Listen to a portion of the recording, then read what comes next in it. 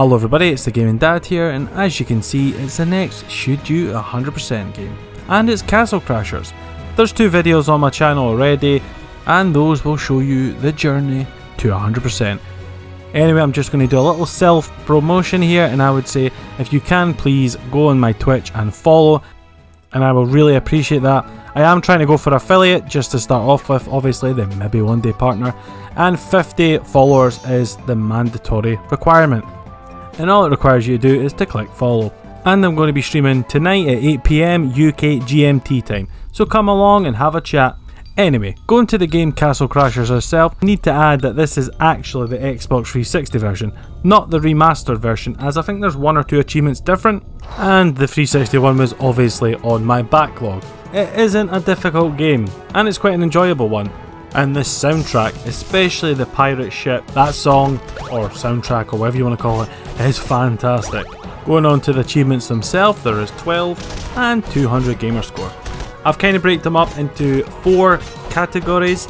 Like I say, the first one which we're going over is the miscellaneous ones, the second is a collectible, there's only 1, and the third is online or local co-op, and the fourth is the online ranked matches. And oh my god, those are horrible and boring as hell.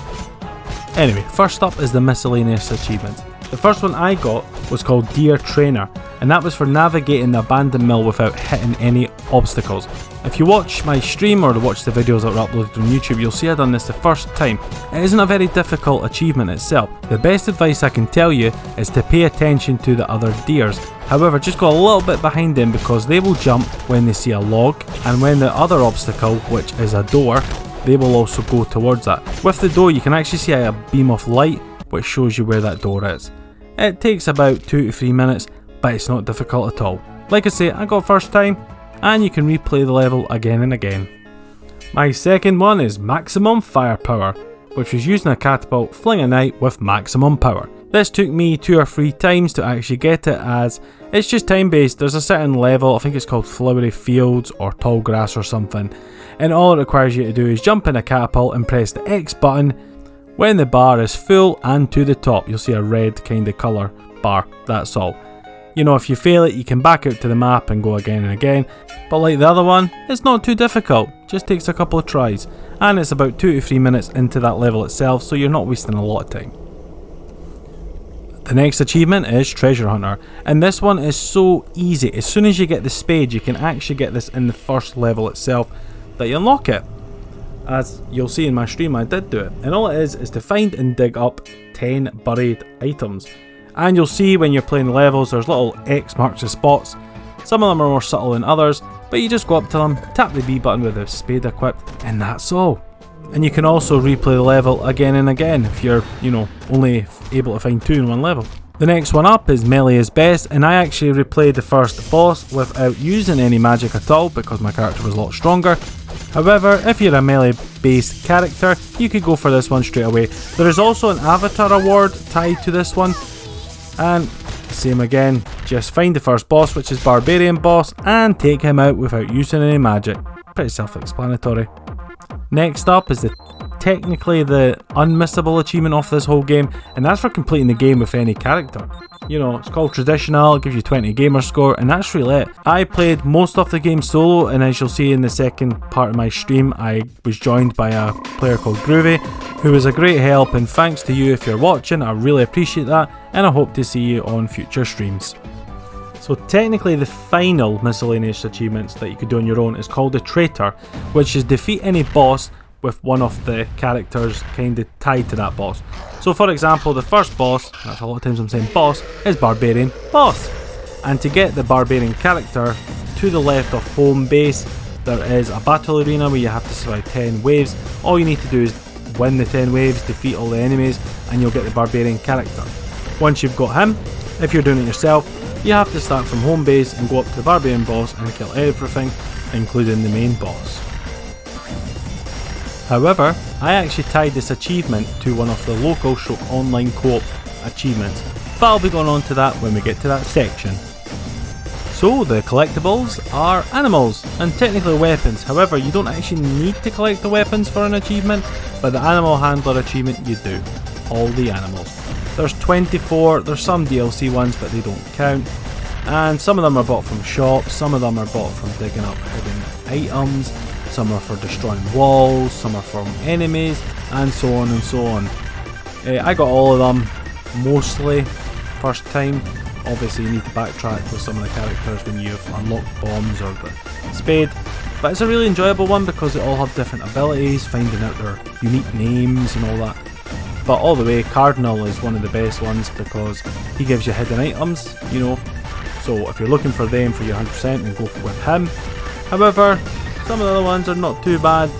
I used one of the fire guys. Shout out to Grandpa Tulela who actually mentioned using him, or he told me to use the fire as fire was his best element when it comes to RPGs. So now we're on to the third section, which is online and local co-op. And surprisingly, the achievements we've done previous with the miscellaneous and collectibles can be earned here with local or online games as well. But these achievements need to be played by another player, and one specifically needs actual 4 players.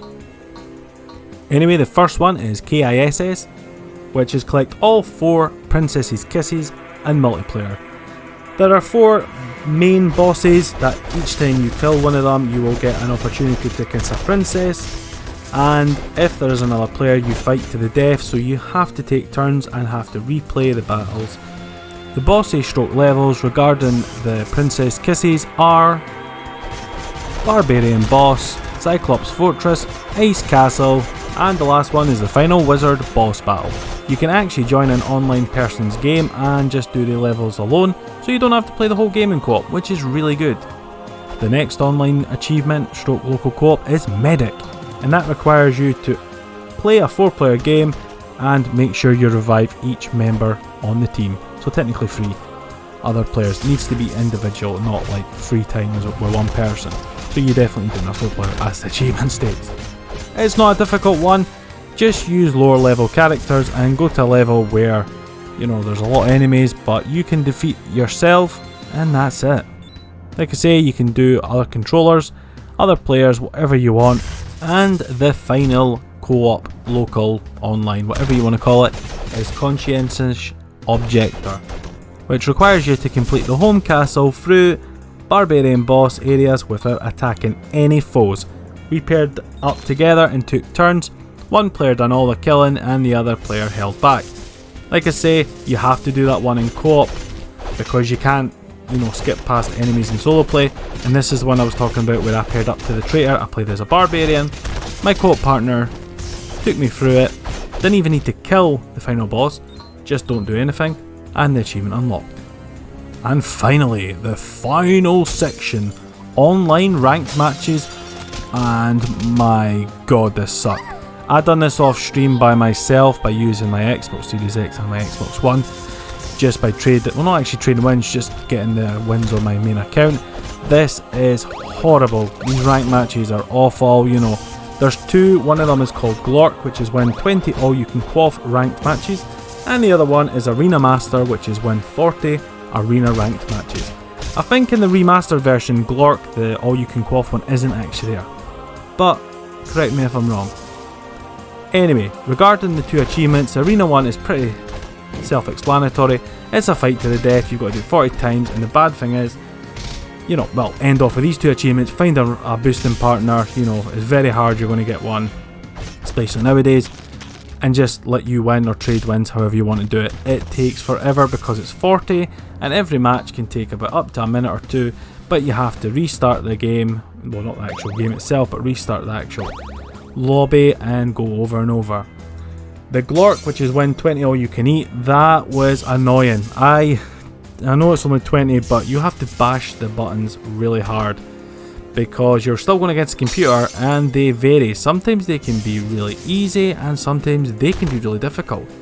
So out of the 20 games, I think I lost 2, so I've done altogether about 22, I think it was, whatever, it doesn't matter. So sometimes they would win.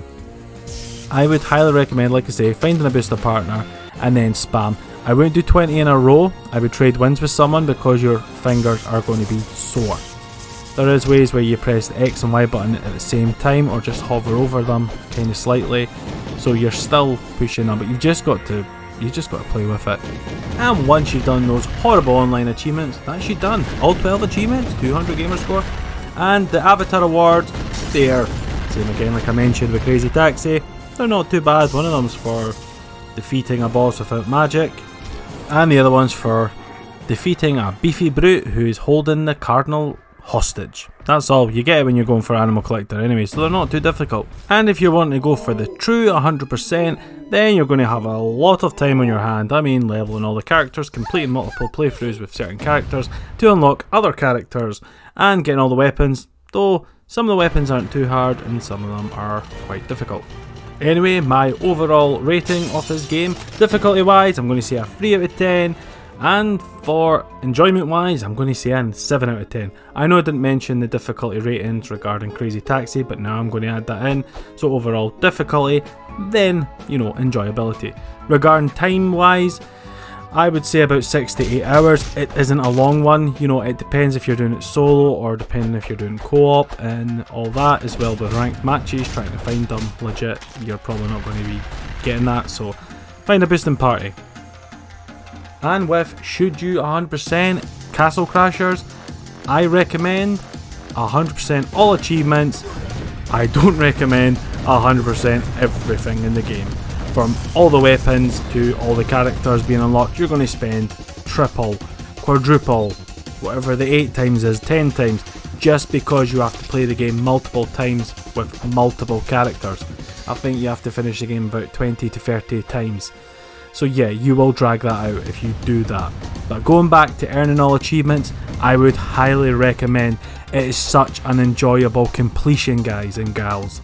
And with that said, this video is complete. This is the second one in the series, and if you could comment below and let me know how you think it's going. I'd really appreciate that, just for feedback reasons. I know the views are not as high as they usually are, so I just want to know if I'm doing the right thing, if you're enjoying it, if there's any improvements I can do. I would really appreciate that. And also, have a look at my Twitch and follow, please. No, seriously, I'd really appreciate the follows, because like I say, affiliates 50, all the other stuff I have got, I just need to expand them over 30 days, and the 50 followers is the only one thing that I'm really concerned about. Or not even concerned about, but the one that I really need to get. I've got 10 and, you know, baby steps, but yeah.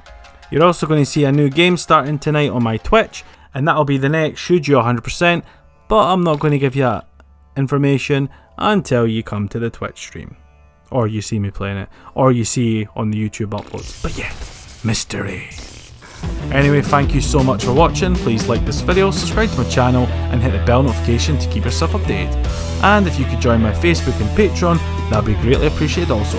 Last but not least, see ya!